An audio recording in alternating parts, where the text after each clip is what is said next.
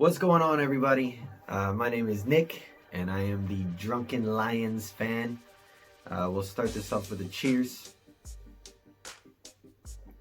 But pretty much, this is my new platform that I'm going to be doing.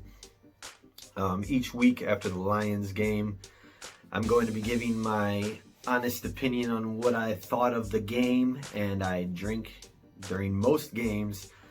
And this season I'll do all of them.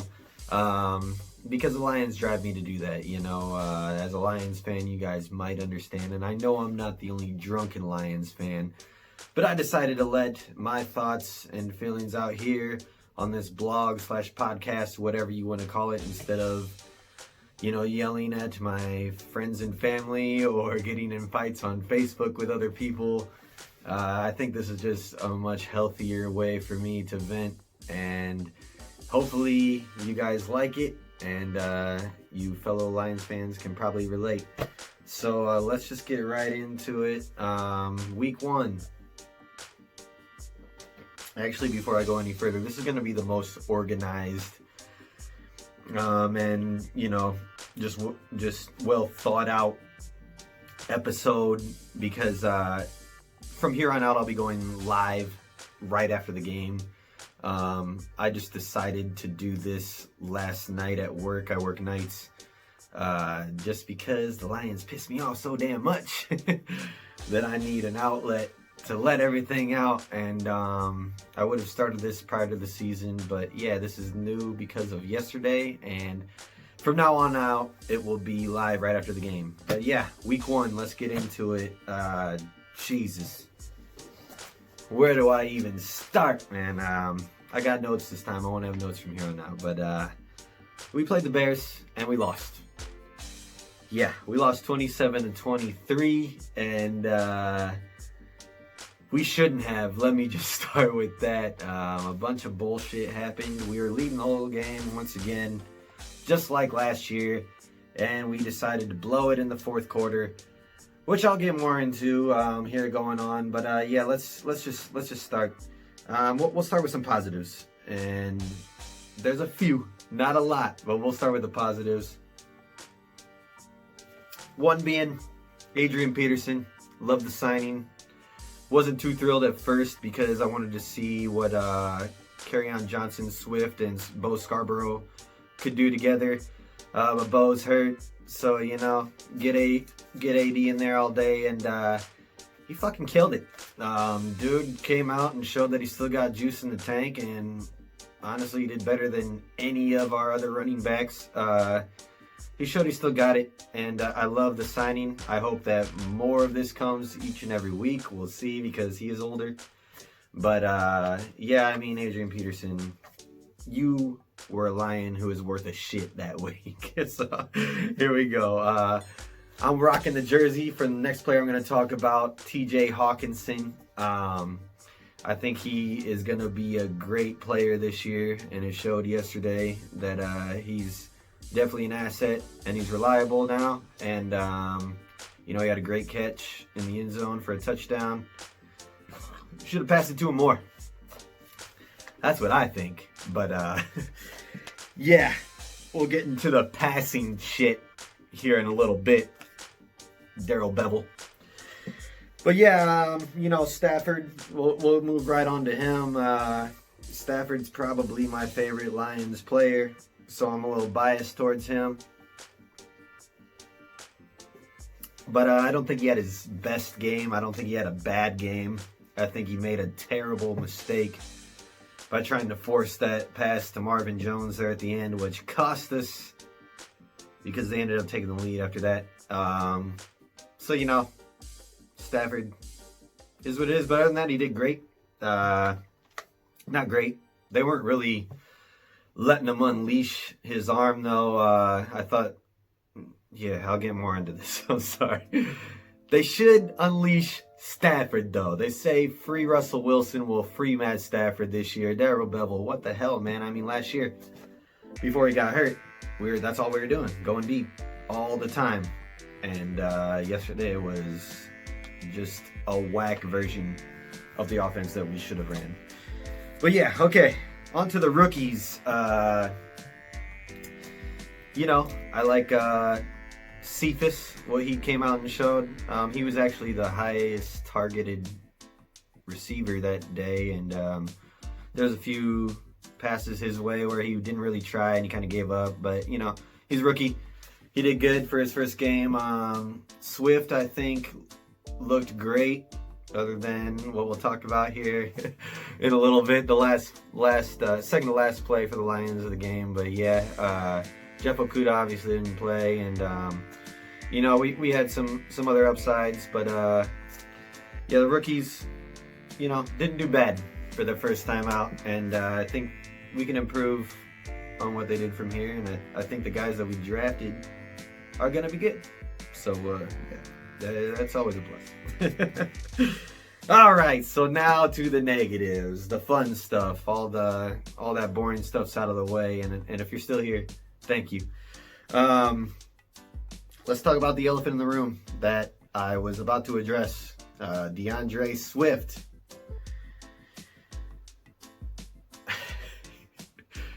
Man, I wish you would have caught that ball, because we would not be talking about this right now, and the Lions would have a victory. But it really shouldn't have came down to that. I'll say that right now. Give the kid a break. Leave him alone. If you're a Lions fan, it's not on DeAndre Swift. Give the kid a break, man. The guy had a great game leading up to that last play of his. He had a touchdown. You know, he caught a few passes. He wasn't asked to do a lot, and he went out there and he dropped the game-winning catch that would have won the game for us. But like I said, should not have been left up to him to win the game. We should have won that game so much earlier. And yeah, I'm going to blame the coaches. He should have caught the ball for sure. But, you know, everyone's going to drop a pass in the NFL. They're going to drop multiple passes. And unfortunately, his very first drop pass in the NFL happened to be that one. And everybody saw it because all the games were done by that point. Bears and Lions are playing. They put it on national TV. And, yeah, sucks for your luck, Swift. But, you know, man, I believe in you. And I think that you're going to be a great player. So, you know, chin up, bud. Forget about it. I'm sure you're not ever going to see this. But, yeah, if you're on his back, fuck you, straight up. Get off his back. You're an asshole if you want to completely blame Swift for that loss, because it was not all his fault. Definitely contributed, but you know, fuck that. Didn't contribute. We should have won before that. Swift, you're a great player. Shake it off, bud. You'll be all right. All right. Let's get into it. Fourth quarter. We were doing great once again, just like last year, until the fourth quarter, and we fucking blow it. Now, granted, we had some cornerbacks go out with hamstring injuries, which I want to know what the fuck's up with that, Patricia. Why are all of our players going out to hamstring injuries? I don't get it. We're down to 3 cornerbacks now. 3 CBs. And all the rest are out with hamstrings. And then we got Galladay out with a hamstring. Oh my God. I don't even want to get started with the hamstrings. My hamstrings are good. I used to play corner. If you need me, I'm there. Probably couldn't do shit anymore. But if you need me, I'm there, Lions. I just can't believe it. The defense, you know, was supposed to be better. And with Collins, you know, the freak headbutting the ref, I don't know if that helped, but the injuries and shit too didn't help. But the defense just looked the exact same as last year in the fourth quarter. We got to stay healthy. I don't know if what's going on in practice, if we're running our guys too hard or what, but this is the NFL. Guys are older. We know who can play in the games. We know who can't. Patricia, we can condition without injuring our fucking players, you idiot. All right, here we go. All right, so yeah, fourth quarter, we're back to it. Offensive side, way too conservative. What the hell? Let Stafford sling it. Why are we running it first and second down and then trying to pass it? And while we're running it, the beginning of the fourth quarter, okay, it was fine. We had Adrian Peterson out there. He ran. He got some good yards. We got in field goal position. Prater missed the field goal. Maybe we should have punted there. That's another thing up in the air that people are talking about and wondering. But regardless, we should have ended that drive on a positive note. Besides that, Kerryon Johnson out there running the first 2 carries every single time, and he hadn't done shit all game. What the fuck are you thinking? Oh my God, I want to shake you right now. God damn it, I hate the coaches. We got to stop being so conservative. You want to talk about dagger time? Put the fucking dagger in them.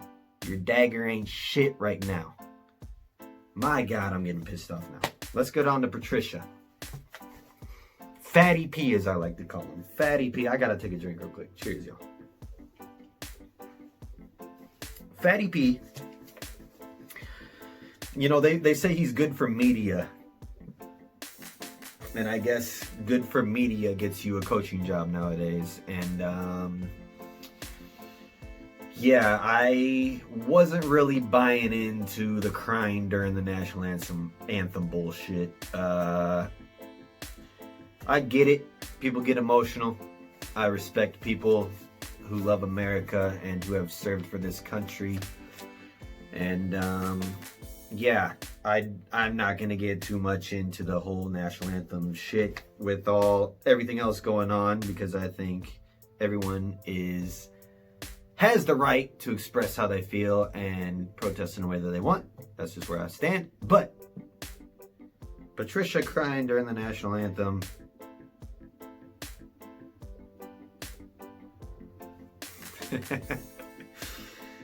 hey, that's all I gotta say about that. But yeah, so let's move on from that.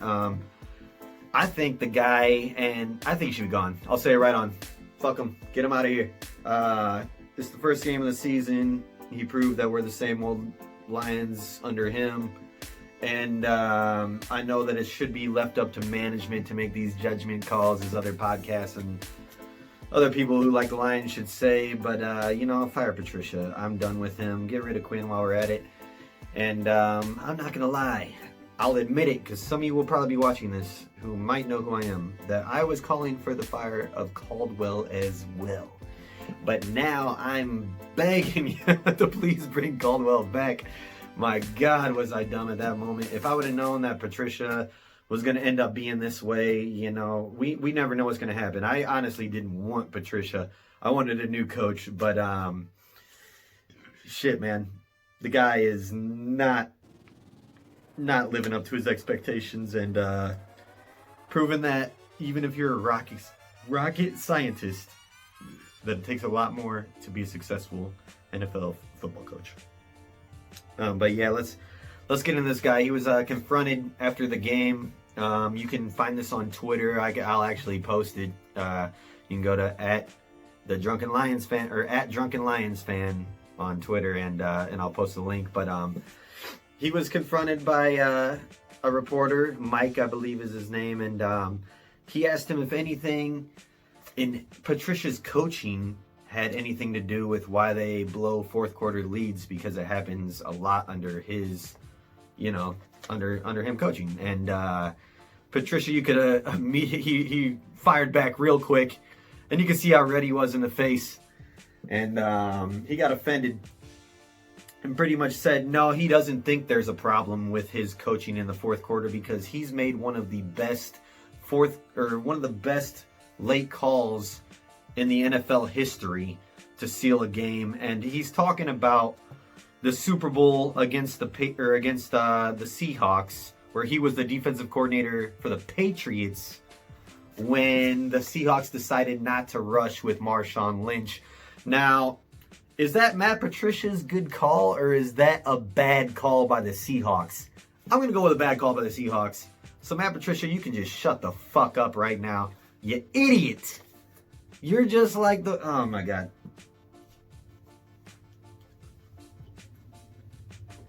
Yeah, Matt Patricia, looking bad with that quote, buddy. Just saying. All right. Well, overall, bad week. We are looking great for the first 3 quarters, and I fell for it once again. You know, I should have known going into the fourth quarter with that exact score that we had, almost the exact same score as last year. That this would happen, and it happened. I was trying to be on the positive side, which I think all Detroit Lions fans should start trying to do. Because just with the negative mindset, with all of us thinking that we're going to lose, we're definitely going to lose. So I try to go in with an open mindset each week. But yeah, just once again got my heart broken, as I'm sure most of you Lions fans did. But hopefully they can fix it for next week against the Packers, which is going to be tough because Aaron Rodgers looked great. I hate to say that because I hate him. I hate his face. He's got one of those faces that you just want to land one of these two.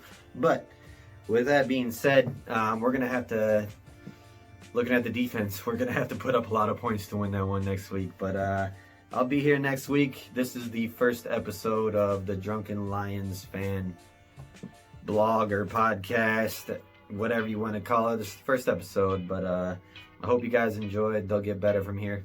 And yeah, go Lions. Peace.